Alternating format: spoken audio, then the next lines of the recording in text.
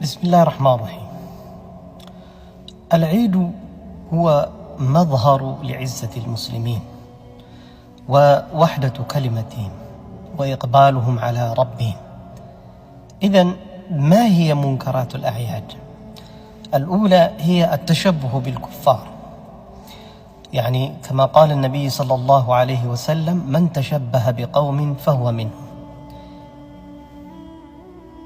ወንድሞች ዒድ ማለት የሙስሊሞች የበላይነት መገለጫ ማሳያ ነው።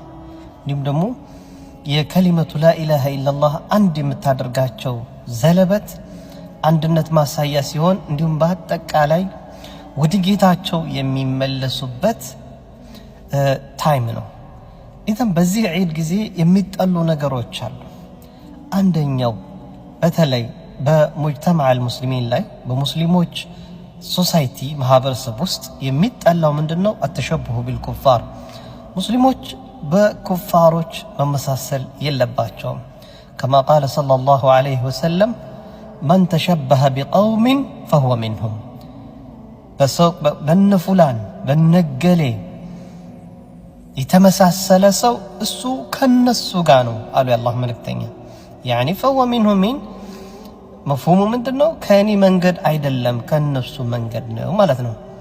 መመሳሰል በብዙ መልኩ ሊገለጽ ይችላል። በተለይ ፊ መላቢስ ሸባብ ወኒሳ፣ የወጣቶች ወንዶች አለባበስ፣ እንዲሁም ደግሞ የወጣት ሴቶች አለባበስ፣ እንዲሁም ደግሞ ፊ ባዕድ መዋሲም አልአዕያድ፣ በአንዳንድ የዒድ ስብስቦች ቦታ ላይ ስናያቸው ወይም ማናቸውም ዓዳዎች ካልቸሮች በምናያቸው ጊዜ ሙስሊሞች ከሙስሊም ውጭ ያሉትን አካላቶች ተቅሊድ አልአዕማ ጭፍን የሆነ መከተል ዝም ብሎ ይከተሏቸዋል። ባለባበስ፣ ባነጋገር፣ ባካሄድ አደብ የሌለው ነገር ወጣ ያለ ሙስሊም ያስብል የማይችል ነገሮች ይሰራሉ። ይህ በጣም ከሚጠላው የሆነ በዒድ ቀን ሊሰራ ከማይገባ የሆነ ነገር ነው። ሁለተኛው التشبه يعني تشبه الرجال بالنساء وتشبه النساء بالرجال። ሌላኛው ራሱ እዚሁ ወንዶቹ በሴት መመሳሰል፣ ሴቶቹ ደግሞ በወንድ መመሳሰል። በማዕና هذا ይህ ሙሐረም ነው።